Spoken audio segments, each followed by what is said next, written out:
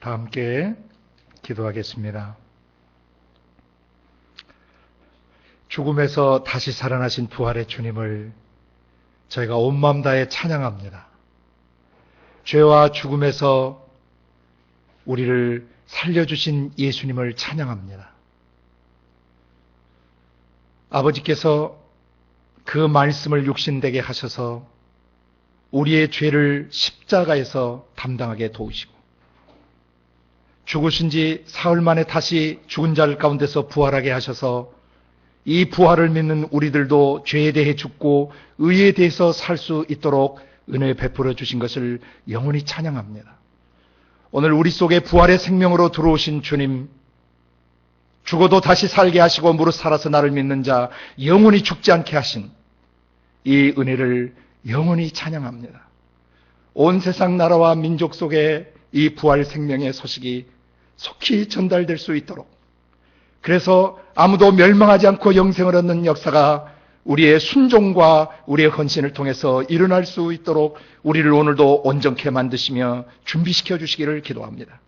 아버지, 오늘 전 세계 모든 나라와 대륙들 속에서 그리스도 예수의 피로 거듭나고 그리고 부활 생명으로 다시 사신 전 세계 교회를 축복하시고, 아버지 말씀을 듣는 모든 사람의 심령 속에 부활의 생명의 역사가 일어나게 하셔서 죽음에서 일어나게 하시고 질병에서 벗어나게 하시며 저주와 고통에서 자유케 되게 하시고 부활 생명으로 죽어도 다시 살아나며 모든 환경의 억압 속에서 부활 생명으로 일어나는 은혜가 넘치게 하여 주옵소서. 아버지 하나님, 오늘 조국교회와 온 세상 나라와 민족에 있는 예수 믿는 지체들 그렇게 축복하시옵소서. 전 세계에 흩어져서 복음을 전하는 모든 선교사님들과 각 가정들 그 자녀들을 기억하여 주시고 부활 생명으로 환경을 이기고 상황을 이기고 죄를 이기며 죽음을 이기며 질병을 이기며 그 현재 있는 모든 사람의 영혼들의 부활 생명을 온전히 증거하고 부활 생명의 능력으로 각 사람을 구속하고 치유하고 회복시키고 재건축하실 수 있도록 기름 부어 주시기를 원합니다. 오늘 이 작은 공동체에서 드리는 예배, 그리고 또 이것을 시청하는 모든 지체들의 심령과 가정 속에도 부활 생명의 은혜가 넘치게 하여 주옵소서. 감사하고 예수님의 이름으로 기도드리옵나이다. 아멘. 죄와 죽음을 이기시고 다시 살아나신 우리 주님을 우리가 찬양합니다. 우리가 죽어도 다시 살게 하시고 영원히 살게 하신 주님을 찬양합니다. 아멘. 우리는 계속해서 우리 안에 계신 성령의 기반 사역을 배워가고 있습니다. 성령님은 예수 믿는 우리 속에 들어오셔서 우리의 삶에 말씀을 하시는 아버지의 영으로 역사하고 계십니다. 창세기부터 계시록까지 66권에 기록된 말씀을 통해서 우리 속에 말씀하시고 그 66권의 말씀을 우리가 깨달을 수 있도록 레마화시키시는 이 역사를 아버지의 영이 하고 계십니다. 예수 믿는 사람들 안에 가장 중요한 기반이라고 그랬습니다. 말씀하시면서 그 말씀으로 우리의 죄들을 다뤄주십니다. 그 말씀이 검이 되게 하시고 그 말씀이 불이 되게 하시고 그 말씀이 생수가 되게 하셔서 죄를 죽이고 태우고 씻는 일을 지금도 행해주고 계십니다. 그리고 그 말씀으로 하늘을 여셔서 아버지 하나님을 알게 하신다 그랬습니다. 에베소 1장에 계시된 대로 어떤 하나님을 알게 하시는가? 창세전에 우리를 그리스도 안에서 모든 신령한 복으로 복주신 아버지, 그리고 거룩하고 흠이 없도록 우리를 택해 주신 아버지, 그리고 예수 그리스도로 말미암아 자기의 아들들이 되도록 예정해 주신 그 아버지, 그 아버지를 우리가 알 수 있도록 우리 안에 성령의 지혜와 계시의 영으로 역사하고 계십니다.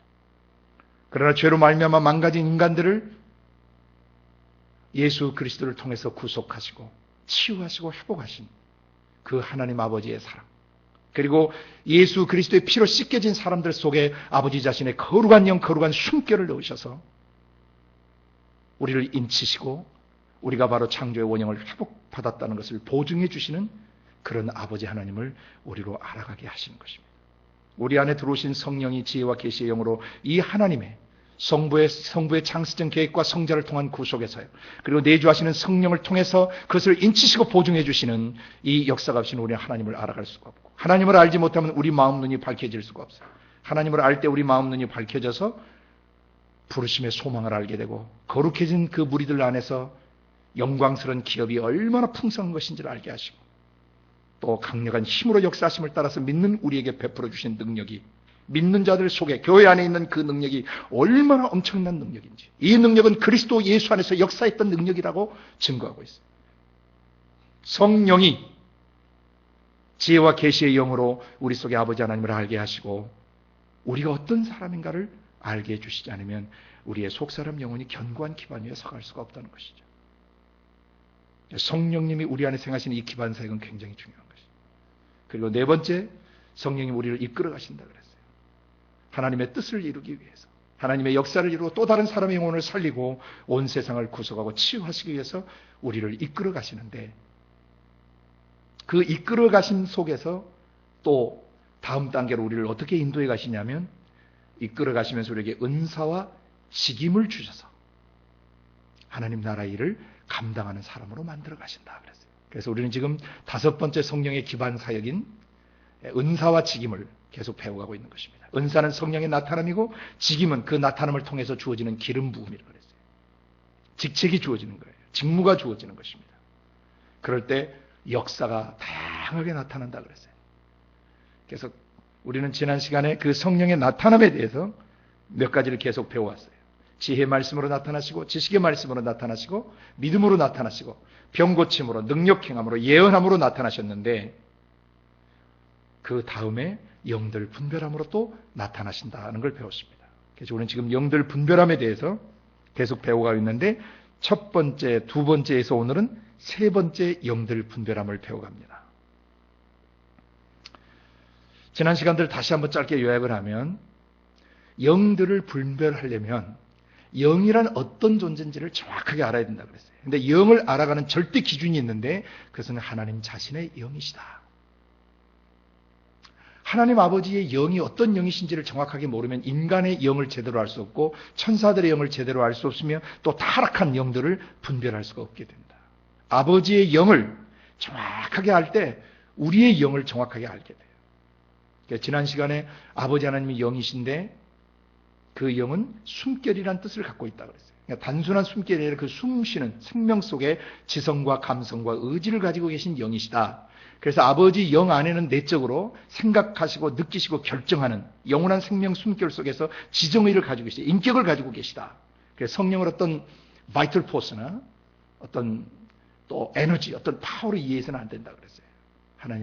하나님의 영은 인격을 갖고 계신 영이에요. 근데 숨쉬는 존재시며 그 안에 인격을 갖고 계시는데 그것이 예수 그리스도의 육체를 통해서 밖으로 표현됐다 그랬어요. 사람도 똑같이 예수님을 믿고 나면 그 속사람 영이 성령 안에서 하나님의 지정의와 우리의 지정의가 하나됨을 경험하게 되고 성령이 우리 영 안에 나타나심으로 말미암아 나중에 우리의 육체 밖으로 우리의 영이 예수님처럼 예수님 육체 밖으로 그 영이 표현되듯이 우리의 육체 밖으로도 동일하게 표현된다 그랬어요. 표현되는 네 가지 기억하십니까? 맨 처음 뭘로? 입술의 말로. 그 다음 두 번째 눈빛. 세 번째 얼굴 표정으로. 네 번째 손발과 온몸의 동작과 그 손으로 행한 모든 일들, 작품들, 제품 만드는 제품들, 모든 것에 손으로 하는 모든 것에 그 영의 어떠함이 드러나게 되어 있다. 그러면서 영성이 무엇인가를 지난번 배웠어요. 그 영의 됨됨이를 영성이라고 그런다 그랬죠. 그래서 그 영성은 속에서 뭘 생각하고 뭘 느끼고 뭘 결정했는가에 따라서 육체 밖으로 영성은 반드시 표현되게 되어 있다. 그런데 사람의 영 자체는 스스로 온전할 수 없다. 그래서 반드시 하나님의 영성을 덧입어야만 인간의 영이 온전한 영이 된다. 그런데 그 영성에서 우리가 기억해야 될 것은 영성은 균형과 조화를 이루어야 된다 그랬어요. 그러니까 영성 안에 지성이 있고 영성 안에 감성이 있으며 영성 안에 의지가 있는데 이 영성 안에 지성과 감성과 의지가 전인격적으로 조화를 이루어야 되고 균형을 잡아야 된다. 지적으로만 치우친다든지 감정적으로 치우친다든지 의지적으로만 치우친다든지 하면 균형 잡힌 영성이 아니고 온전한 영이 될 수가 없다. 그리고 오늘은 이제 하나님의 영이 어떠하고 인간의 영이 어떠한 기초를 배웠기 때문에 오늘은 천사들의 영, 천사들의 영과 그 천사들 중에 타락한 영들이 있는데 그 타락한 영들의 실체에 대해서 오늘은 배워가는 시간을 가질 것입니다. 히브리서 1장 14절 말씀을 펴서 다 함께 읽습니다. 시작. 모든 천사들은 부리는 영으로서 구원 얻을 후사들을 위하여 섬기라고 보내심이 아니뇨. 모든 천사들, all angels. 천사라고 생긴 모든 천사는 다 뭐다? 부리는 영이다. 누가 부리시는 건가요? 하늘에서 하나님께서 부리시는 영들이에요. 그래서 하늘 천자, 부릴 사자, 그래서 천사라고 합니다. 일부 사람들이 너무나 막 믿음이 넘쳐서 천사를 오라가라 명령하는 사람들이 있는데, 천사는 사람이 부리는 게 아닙니다. 천사는 하나님이 부리시는 거예요. 우리가 하나님께 기도하면 하나님께서 그 역사를 이루시기 위해서 천사들을 보내서 그분이 일을 이루어 가시는 것입니다. 여기에서 모든 천사들은 부리는 영, 사역하는 영들이다. 하나님이 부리시는 영들이다. 그래서 구원 얻을 후사들을 위하여 섬기라고 보내심이 아니겠느냐. 곧 구원받을 상속자들을 섬기라고 천사들을 보냈다는 것입니다. 그래서 천사의 가장 핵심적인 임무가 뭐냐면 사람들을 섬기는 것입니다. 그리고 그들은 원래 신분이 아들이 아니고 종들입니다. 연이어서 시편 103편 20절에서 21절 말씀을 하나 더 읽고 천사에 대한 이해를 좀 더 깊이 하도록 합니다. 시편 103편 20절 21절 시작. 능력이 있어 여호와의 말씀을 이루며 그 말씀의 소리를 듣는 너희 천사여 여호와를 송축하라. 여호와를 봉사하여 그 뜻을 행하는 너희 모든 천군이여 여호와를 송축하라. 여기 보면은 능력이 있어 여호와의 말씀을 이룬다 그랬습니다. 하나님께서 이때 이 능력은 초자연적 능력을 말해요. 어떤 인간의 근력이나 기력을 말하는 게 아닙니다. 이것은 supernatural power 또는 divine power, 하나님, 신 대신 하나님으로 도는 신적 능력을 말해요. 초자연적 능력을 말합니다. 천사들은 하나님으로부터 오는 초자연적 능력을 가진 존재들입니다. 그래서 초자연이라고 하는 것은 자연 세계의 모든 것을 능가하는 능력을 말해요. surpassing power, 능가하는 능력들이에요. 천사분들에게 어떤 것이 주어져 있는가를 성경이 증언하고 있습니다. 능력이 있어서 여호와의 말씀을 이룬다 그랬습니다. 그게 무슨 말이에요? 하나님이 이거 하라 저거 하라 이렇게 하도록 하라 저렇게 하도록 하라 하면 그 명령을 준행하는 일꾼들이에요. 거룩한 일꾼들이에요. 거룩한 종들이에요. 오염되지 않는 종들이에요. 순결한 종들입니다. 깨끗한 종들입니다. 이 천사들, 이 천사분들이 능력이 있어서 하나님이 말씀하신 것을 다 이루고 있다라고 성경이 증언하고 있습니다. 또 그 말씀의 소리, 그 음성을 듣는 너희 천사여 여호와를 송축하라.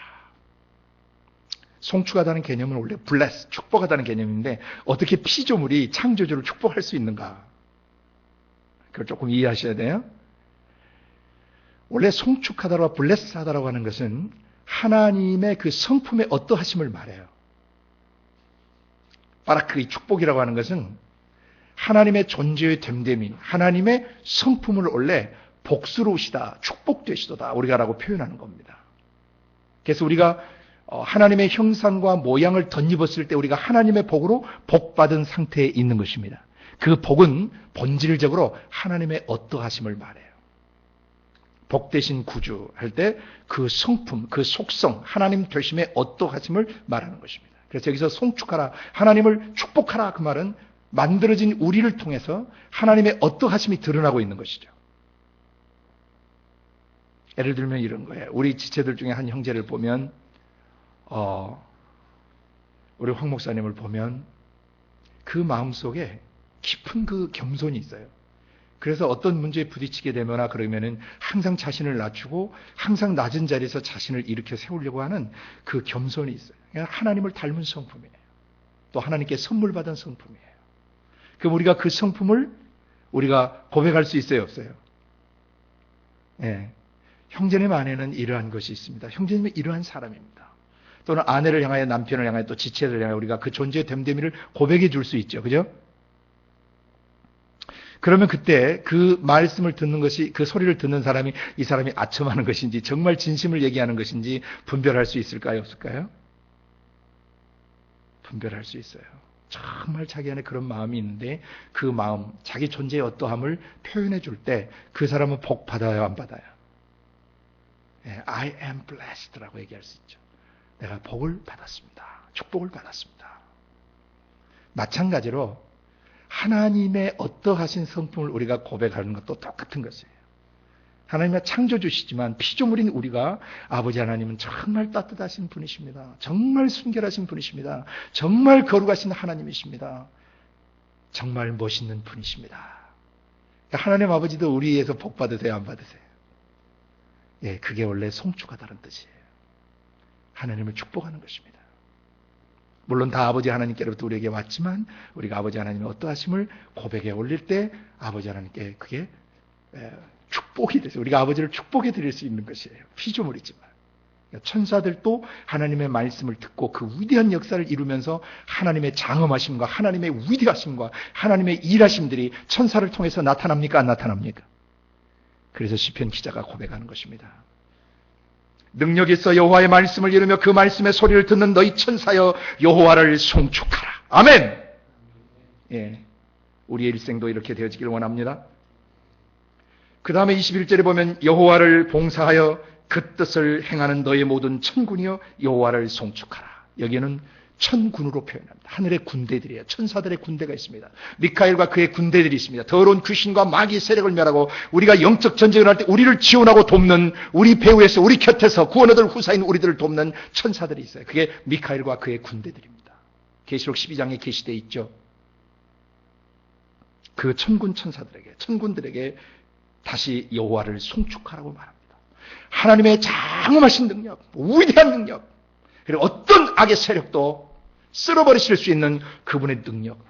나중에 우리가 보겠지만 하룻밤 사이에 적군 그 히스기야 시대에 그 아수르 군대가 왔을 때 하룻밤 사이에 몇 명의 숨통을 끊어놨습니까? 천사 한 명이 18만 5천 명의 적의 숨통을 끊어버렸어요. 얼마나 놀랍습니까? 칼로 사람을 죽이면 밤새 죽여도 죽일 수가 없는 숫자예요. 그 하나님께서 그 천사를 통해서 18만 5천 명의 숨통을 한순간에 끌어놓으시는 거예요. 너희 천군이여 여호와를 송축하라. 그분의 능력, 그분의 위엄, 만군의 여호와, 군대의 사령관이신 하나님. 위대하신 사령관이신 우리 하나님을 송축하라. 그분의 어떠하신 성품과 속성을 높이 송축하라 라고 얘기하고 있어요. 그 다음에 읽으신 김에 하나 더 있죠. 22절에 여호와의 지으심을 받고 그 다스리시는 모든 곳에 있는 너희여, 사람을 포함한 모든 피조물을 말합니다. 여호와를 송축하라. 내 영혼아 너도 여호와를 송축하라. 그 외에 천사에 관한 이 내용들은 너무너무나 많이 있습니다. 구약 성경 전체 천사들의 그 역사를 여러분이 가만히 살펴보면 말로 형언할 수 없이 많아요. 소돔 고모라에서 롯을 꺼내온 천사들 기억하시죠? 또 아브라함에게 나타난 천사를 기억하시죠? 예수님과 함께 나타났잖아요. 천사들이. 예, 그리고 될 일을 알려줬죠. 그리고 구약시대 삼손이나 사사시대나 그리고 가나안 정복시대의 여호수아 군대 앞에, 그리고 여호수아 앞에 또 나타나신 그 천사들, 그 다음에 다윗의 그 찬양대, 수천 명의 찬양대 속에 나타났던 스랍 천사들의 역사들, 그리고 구약시대의 그 천사들의 역사는 이루 말로 표현할 수가 없이 많습니다. 지쳐있던 엘리야에게 또 음식을 날라다준 그런 그 까마귀와 함께 또 그들 천사들을 돕는 천사들이 있었죠. 그 다음에 또 복음서에서 예수님이 오실 것을 알리는 천사들이 있었고, 마리아에게도 나타나셨고 사가랴에게도 나타났어요. 예배 그 집례 중에, 제사 집례 중에. 그리고 예수님에게도 천사가 나타났습니까? 안 나타났습니까? 하나님이셨지만 육신을 입고 사람처럼 계셨기 때문에 도움이 필요하셨던 거예요. 광야 시험 받을 때 천사들이 와서 예수님을 돕습니다. 또 예수님 마지막 밤에 겟세마네 기도를 드릴 때 천사들이 나타나서 힘을 도왔습니다. 그리고 베드로가 옥에 갇혔을 때 천사가 옥문을 열어주었습니다. 끌고 나왔습니다. 그리고 바울과 실라가 옥에 갇혔을 때 천사가 그 옥문을 다 쥐흔들면서 그 바울과 실라를 빼내주었습니다. 그리고 계시록에 보면 서신서에 보면 엄청난 천사들의 역사들이 있어요. 물을 다스리는 천사, 불을 다스리는 천사, 땅의 네 바람을 잡고 있는 천사들, 그리고 일곱 나팔을 부는 천사들, 대접을 쏟는 천사들, 수많은 천사들이 등장합니다. 그런데 오늘 읽었던 본문대로 이 모든 천사들은 다 한마디로 뭐라? 구원 얻을 후사들을, 상속자들을, 우리를 섬기라고 보낸 하늘의 거룩한 종들이다. 천사들은 경배의 대상이 될 수 없는 것을 기억해야 합니다. 그 히브리 사람들은 그 천사를 사람보다 높은 위에 놓고 그 생각을 해왔습니다. 그래서 일부 히브리 사람들은 그 천사를 하나님의 아들로 생각하는 사람들이 있었어요. 그건 잘못된 것입니다. 그런데 그 히브리 사람들의 잘못된 천사 이해를 그대로 이 신약 시대에도, 개신교 안에도 그대로 그걸 받아들이는 이상한 또 학자들이 있습니다. 히브리서 1장에 분명히 말합니다. 천사직 누구에게 너는 내 아들이라고 내가 한 적이 있느냐 그러셨죠.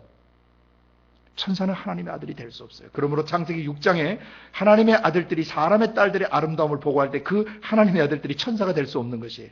욥기 1, 2장에 또 하나님의 아들들이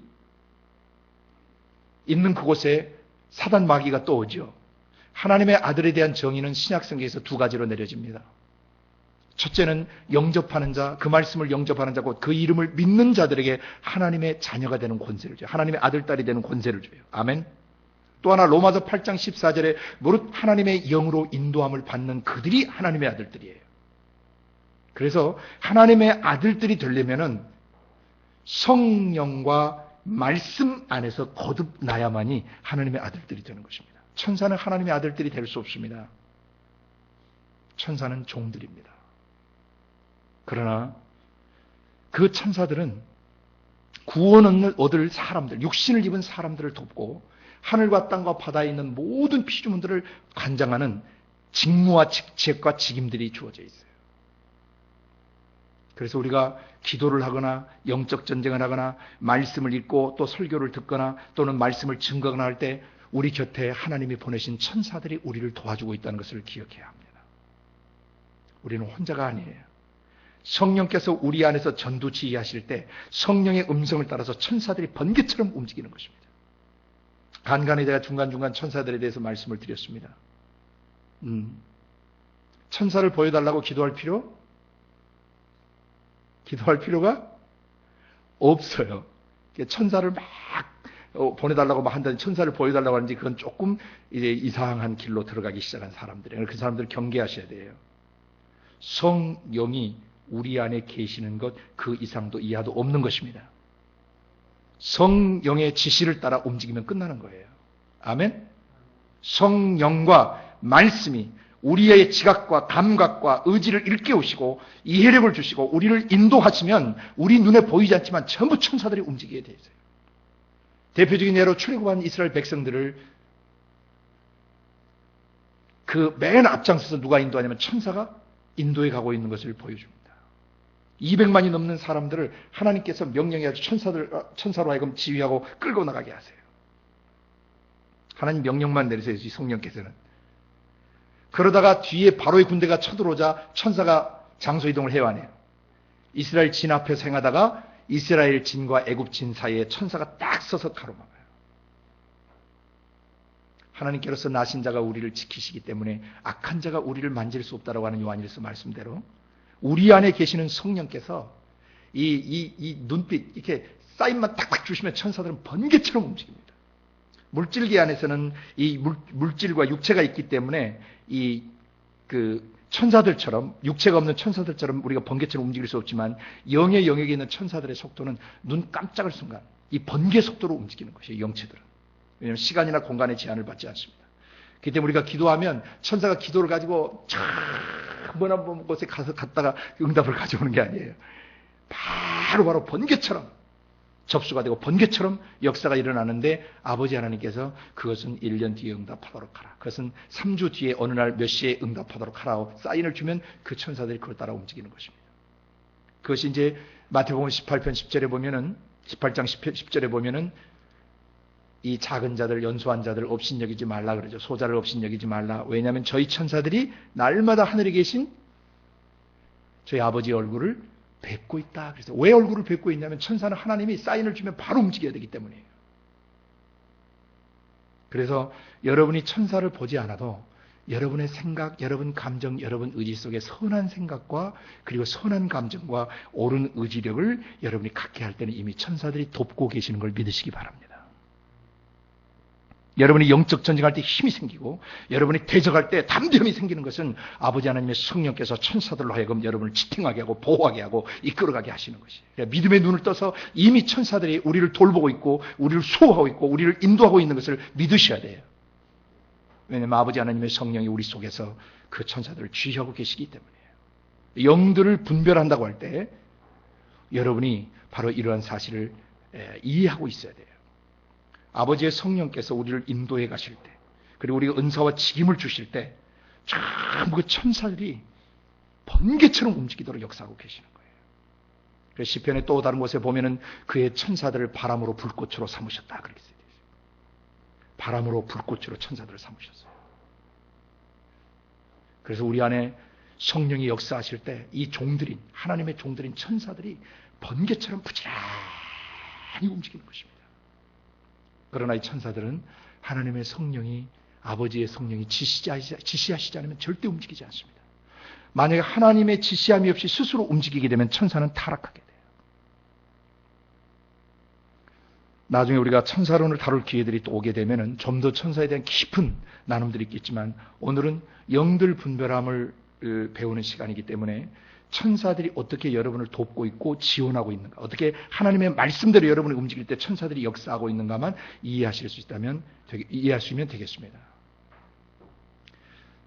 기억하십시오. 여러분은 절대 혼자가 아니에요. 성령께서 여러분 안에 계시면서 수많은 천사들이 여러분 기도할 때, 영적 전쟁할 때, 전도할 때, 말씀을 증거할 때, 또 사람들을 치유할 때 이 모든 영역에 성령께서 역사하심으로 천사들이 바로 일하고 있다는 사실이에요.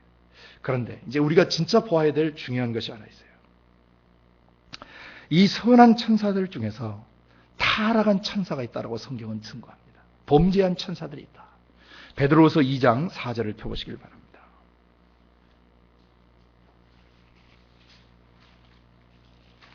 베드로후서 2장 4절.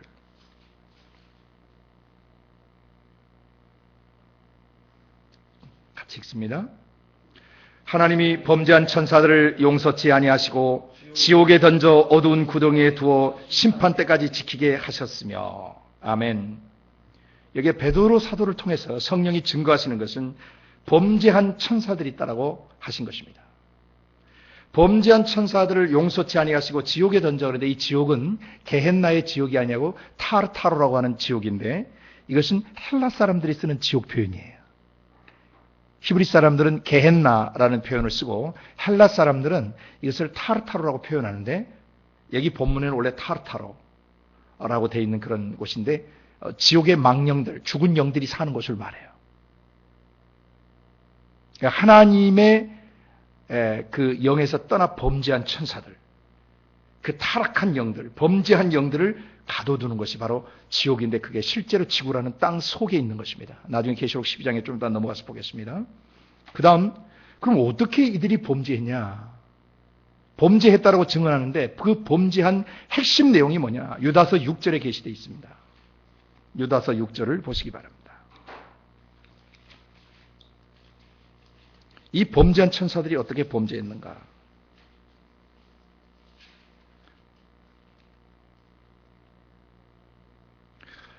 유다서 6절에 같이 읽습니다.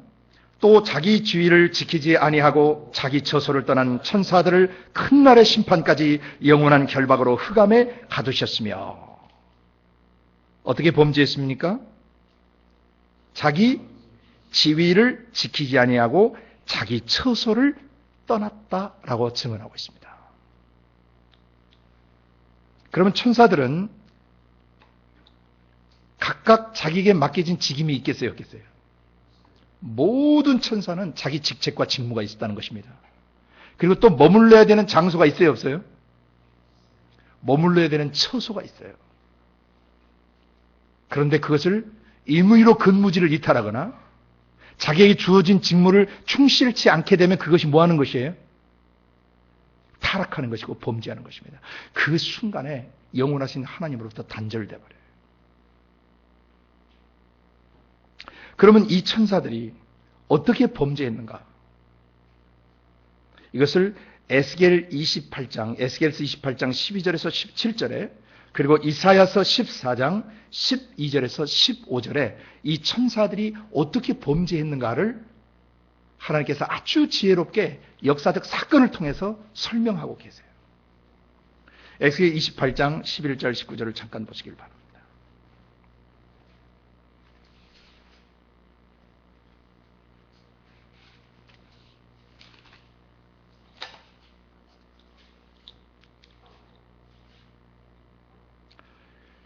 (12절부터) 17절까지만 읽겠습니다. 같이 읽습니다. 시작.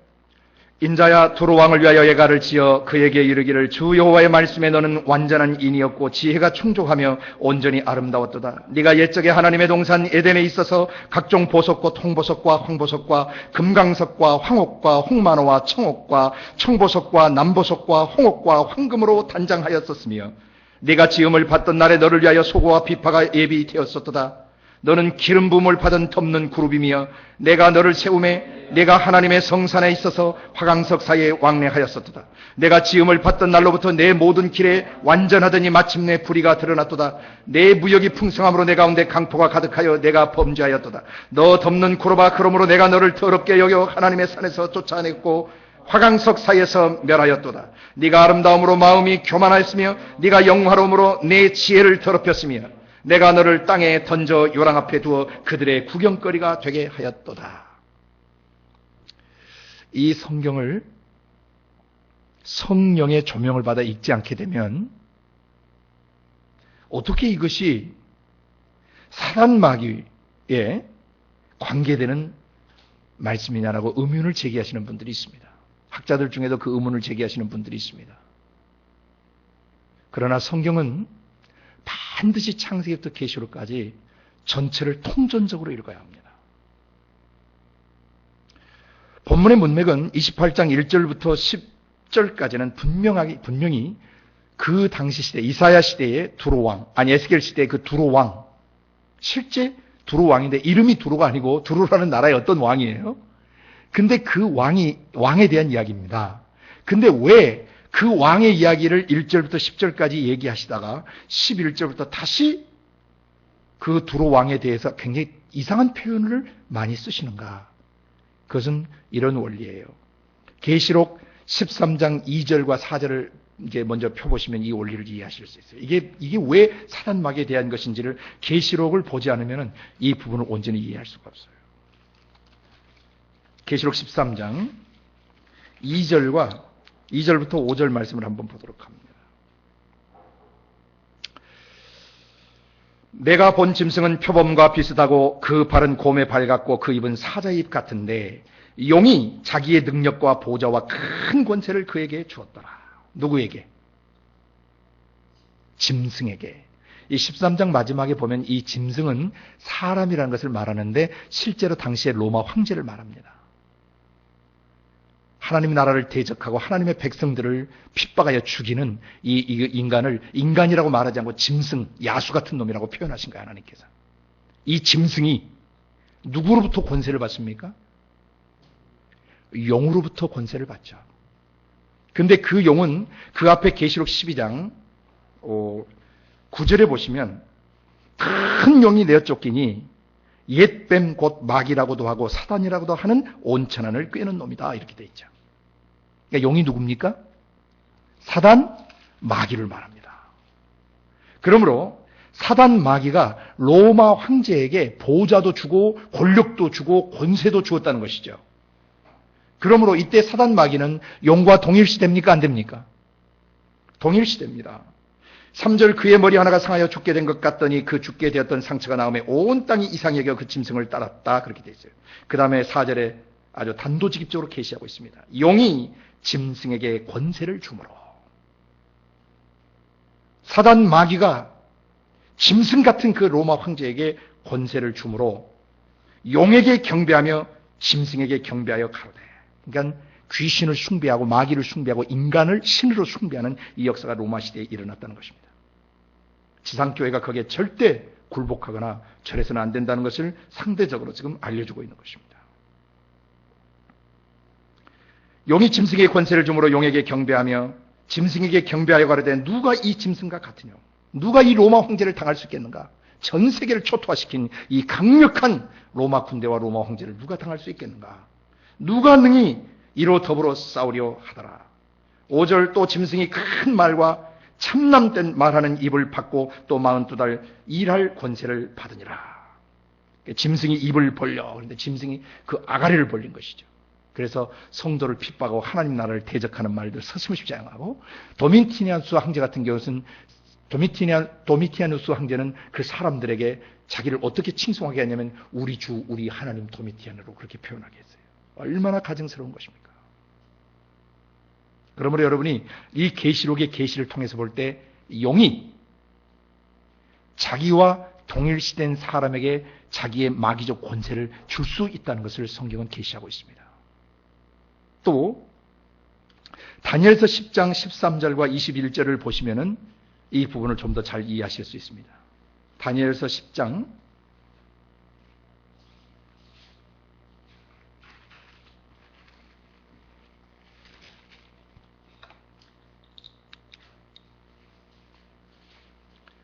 13절과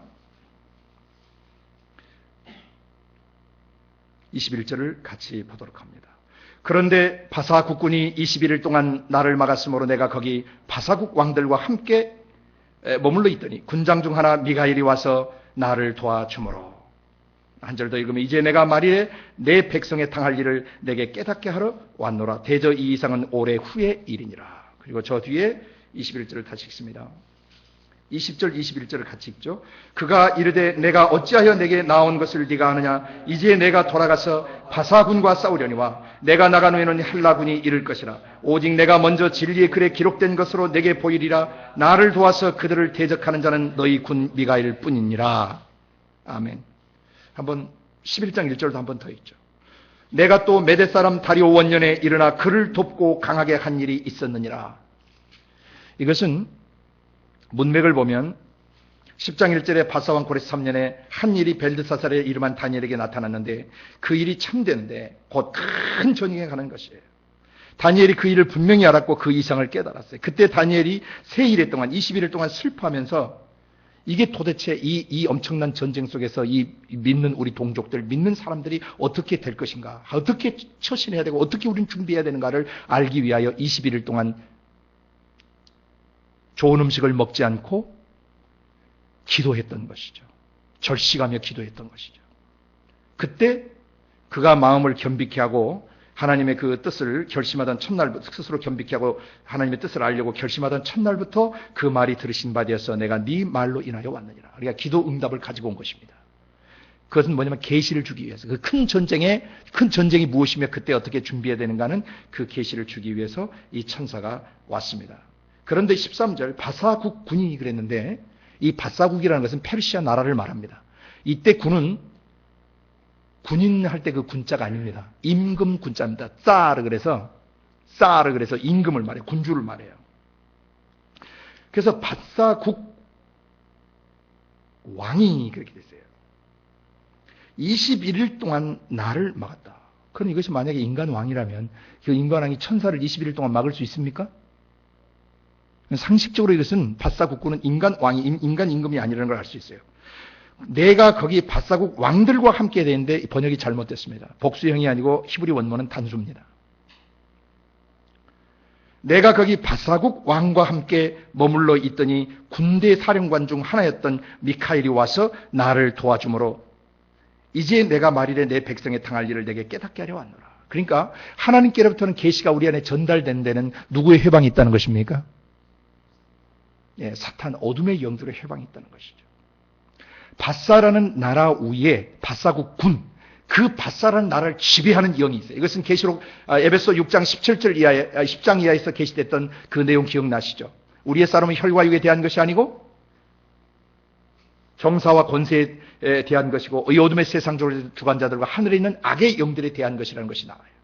그때 바로 정사의 세력들이 뭐냐면은 이 rulers, 헬라 원문의 아콘, 그래서 지배자들을 말해요. 우두머리, 지배자들, principalities, 최고 우두머리들, 최고의 권력을 쥐고 있는 그 세력들 중에서 마귀가 동일시할 수 있는 사람들이 있다는 것이에요.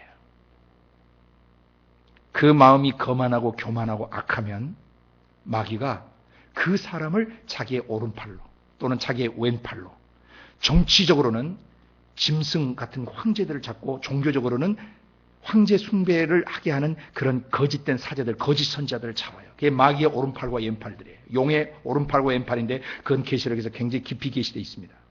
오늘날도 마귀는 하나님의 삼위일체를 패러디해서 그 오른손에 하나님이 사도를 쓰시고 그 한 손에 또 선지자들을 쓰셔서 교회를 세워가시는 것처럼, 하나님 나라를 이루어가시는 것처럼, 마귀도 하나님의 삼위일체를 패러디해서, 하나님이 그 역사를 패러디해서 한편에 정치 지도자를 잡고 한편에 영적 지도자, 이 거짓된 이 거짓 선지자들이나 거짓 선생들, 거짓 교사들을 잡아요. 그래서 마귀가 자기의 나라를 만들어가는 것입니다.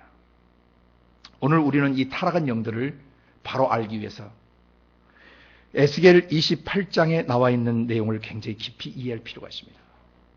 다시 에스겔서로 돌아가시면 이 에스겔 28장에 계시된 이 두로 왕은 아까 말씀드린 대로 1절부터 10절까지는 실제 인간 두로 왕을 말합니다.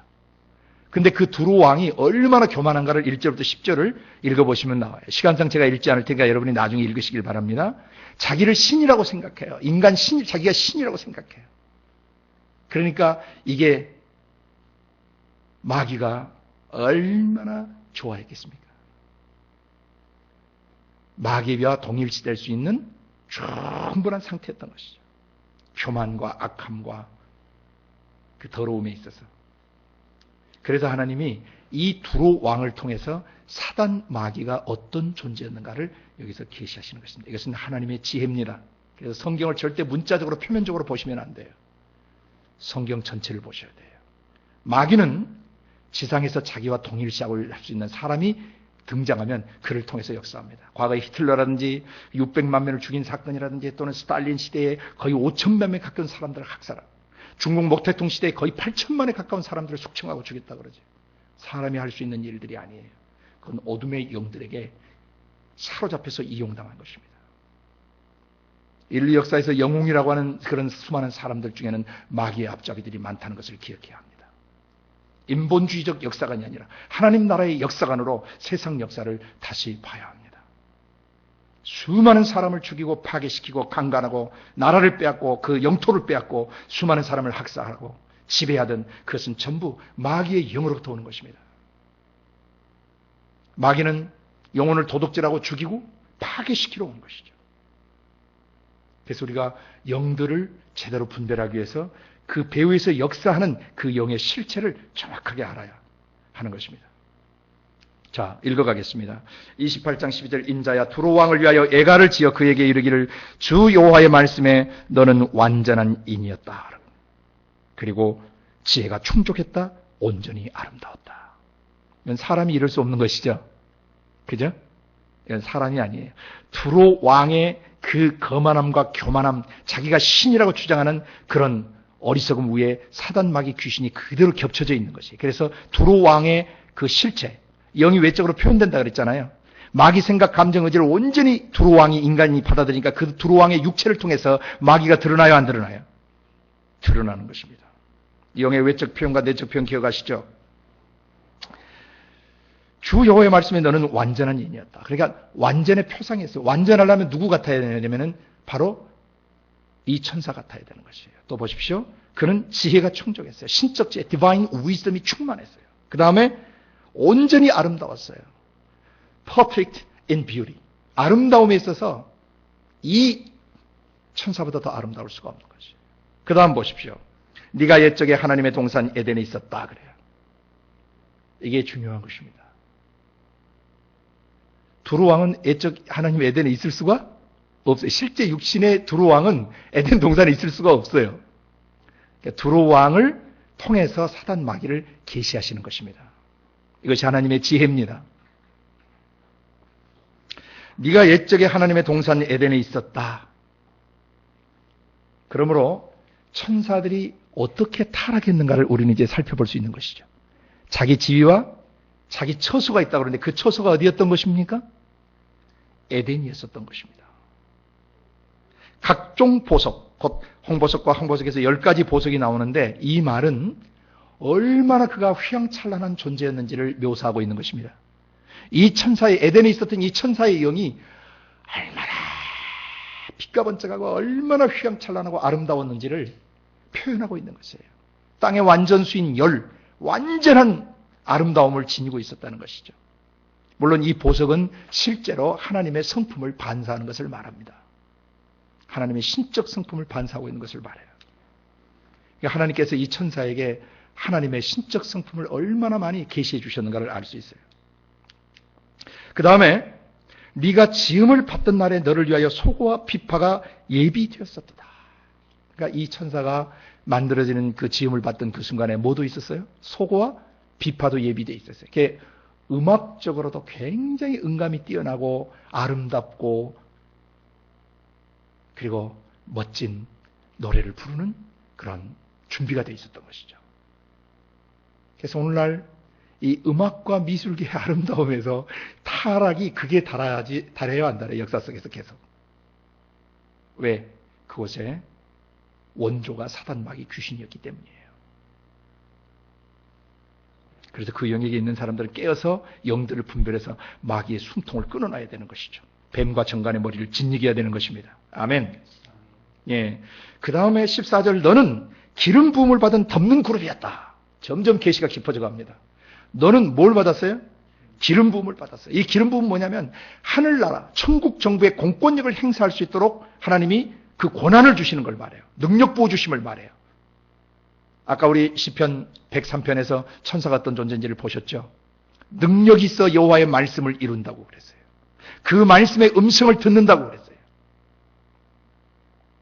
이 천사들은 기름 부음을 받은 천사인데 덮는 그룹이며, 그런데 이 덮다라는 것은 원래 지킨다라는 뜻이에요. 덮고 보호하고 지키는 걸 말해요. 그래서 NIV는 이걸 갖다 가디언, 수호하다라는 수호천사로 번역을 한 겁니다.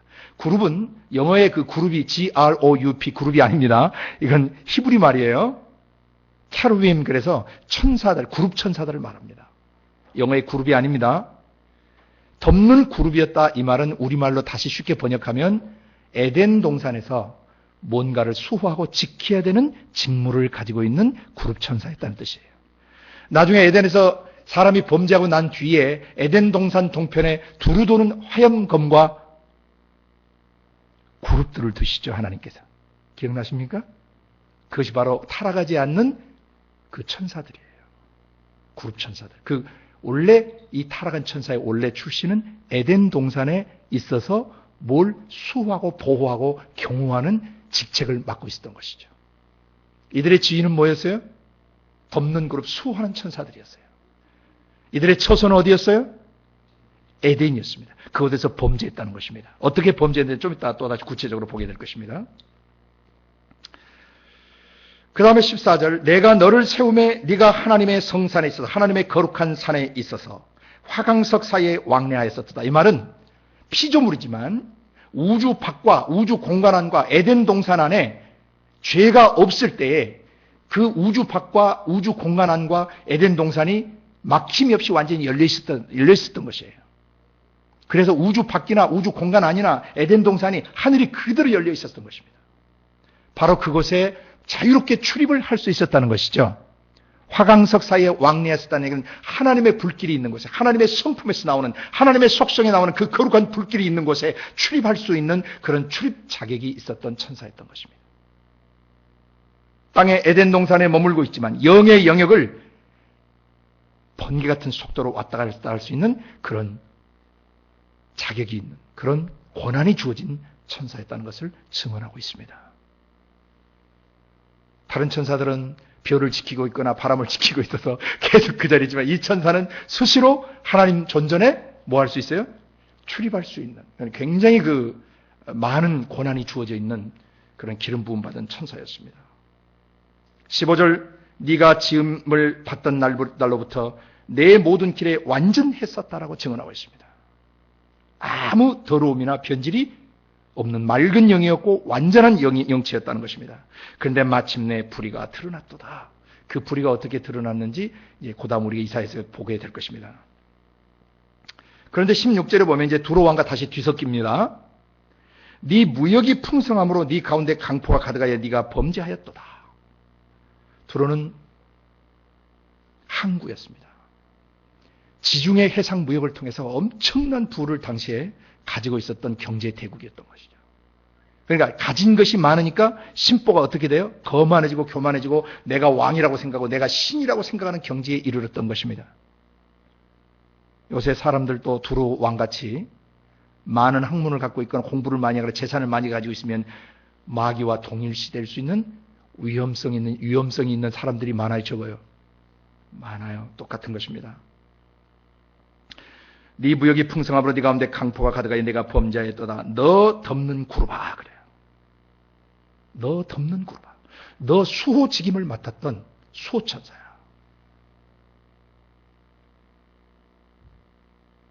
그러므로 내가 너를 더럽게 여겨. 이것이 바로 더러운 영, 이게 귀신입니다. 신약 성경에 귀신이라고 번역되어 있는 그 헬라 원문은 unclean spirit하고 evil spirit. 두 가지 속성을 갖고 있다고 그랬어요. unclean, 더러워요.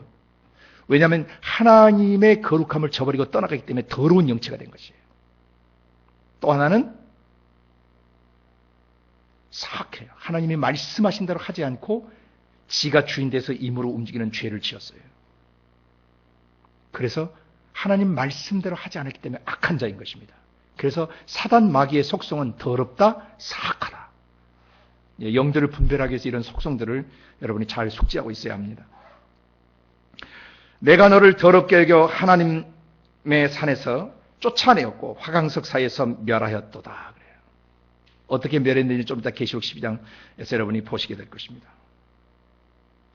17절 네가 아름다움으로 마음이 교만하여졌었다. 그러니까 멋있게 생긴 사람들은 주의해야 돼요. 하나님이 고운 미모, 아름다운 외모를 준 사람들은 그 마음 중심에 극한 겸손을 가지고 자기 된 것을 드러내지 않고 자기에게 드러나실 하나님만을 드러내야 할 것입니다. 네가 영화로움으로 네 지혜를 더럽혔으며 내가 너를 땅에 던졌는데 원래 계시록 12장에 가면은 땅이 아니고 땅 속으로 집어넣어 버리신 거예요. 내가 너를 땅에 던져가 아니고 땅 속에 던져 열왕 앞에 두어 그들의 구경거리가 되게 하였도다. 실제 두로 왕이면서 사단 마귀의 운명을 동시에 계시하신 것입니다.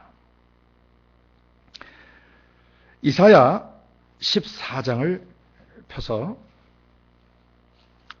12절에서 15절까지를 읽습니다.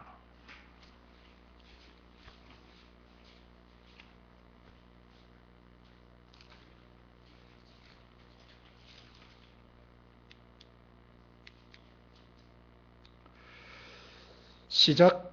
너 아침의 아들 계명성이여 어찌 그리 하늘에서 떨어졌으며 너 열국을 엎은 자여 어찌 그리 땅에 찍혔는고 네가 네 마음에 이르기를 내가 하늘에 올라 하나님의 뭇별 위에 나의 보좌를 높이리라. 내가 북극 지폐의 산 위에 좌정하리라. 가장 높은 구름에 올라 지극히 높은 자와 비기리라 하도다. 그러나 이제 내가 음부 곧 구덩이의 맨 밑에 빠치우리로다. 지옥 한가운데 던져버리겠다는 것입니다. 하늘과 땅이 동일한 말씀으로 불사르기 전에 하나님이 이 지구라는 땅 속에 예비 지옥, 임시 지옥을 만들어 놓으셨어요. 예수님 재림하셔서 하늘과 땅이 불탈 때 이 땅 속에 있는 지옥은 영원한 그 불못 속으로 들어가는 것입니다. 음부도 사망도 영원한 불못에 들어가요. 여기 보시면 너 아침의 아들 계명성이라고 그랬습니다.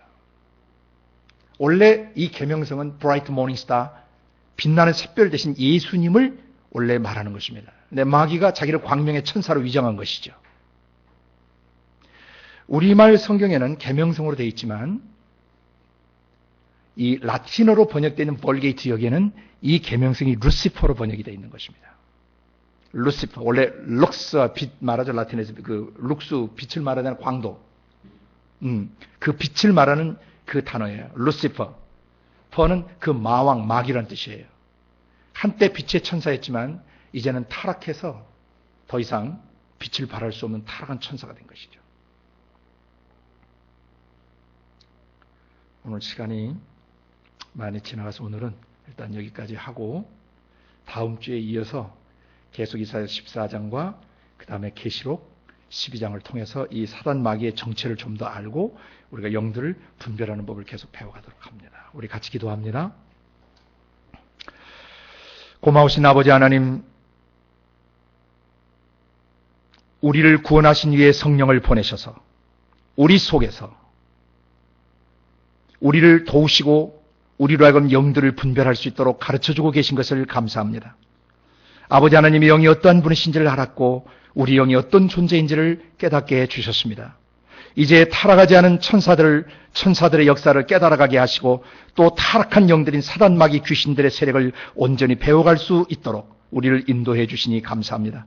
아버지 하나님, 사단 마귀 귀신들은 온 천하를 꿰는 자입니다. 수많은 사람들을 속이는 자입니다. 거짓 메시지로 사람을 파괴시켜가는 자들입니다. 인류 역사의 모든 저주와 인류 역사의 모든 문제들은 바로 이 사단 마귀 귀신들로부터 비롯되었습니다. 아버지, 이 영들의 실체를 바로 깨닫고 이 영들이 인간의 거듭난 영에 근접해오는 것과 또 예수 믿지 못하게 하는 것과 예수 믿지 않는 사람들 속에서 역사하는 이 영들을 정확히 분별하게 도우셔서 아버지 하나님, 우리 자신도 아버지 어둠의 영들로부터 자유할 뿐만 아니라 어둠의 영들에 붙잡혀서 파괴되어지고 죽어가고 있는 수많은 영혼을 건져낼 수 있도록 우리를 붙들어 주시고 우리를 가르쳐 주시기를 원합니다. 감사하고 예수님의 이름으로 기도드리옵나이다. 아멘.